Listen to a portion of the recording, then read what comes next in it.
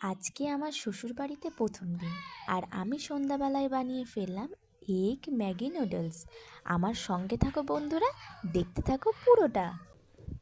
Noodles বানানোর জন্য আমার লাগছে পেঁয়াজ কুচি, ক্যাপসিকাম কুচি, সেটা লম্বা লম্বা করে তোমরা কাটতে পারো, কুচি কুচি করেও কাটতে পারো।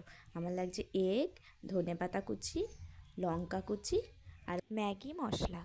একটা বাটিতে কিছু নুডলস আর একটা ম্যাগি নিয়েছি।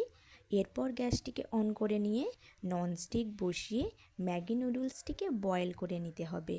বয়েল হয়ে এলে জলটিকে ছেঁকে নিয়ে একটু অয়েল পলিশ করে নেবে, যাতে নুডলসগুলি একসাথে লেগে যাবে না।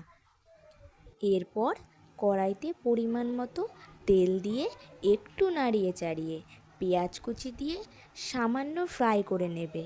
তারপর ক্যাপসিকাম কুচি দিয়ে আবারও ফ্রাই করে নিতে হবে।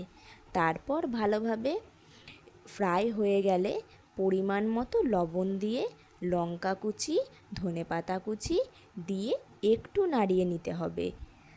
ডিমটিকে ফ্রাই করে নেবে, সেটা তোমরা যদি চাও পরেও করতে পারো, আগেও ডিমটিকে ফ্রাই করে রাখতে পারো।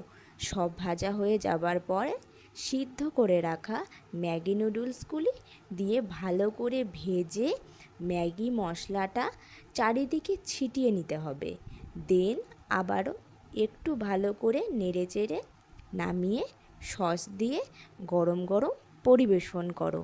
বন্ধুরা, ভালো লাগলে লাইক করো, কমেন্ট করো, চ্যানেলটিকে সাবস্ক্রাইব করে পাশে থেকো। আরও নতুন নতুন ভিডিও নিয়ে তোমাদের কাছে আসতে চাই।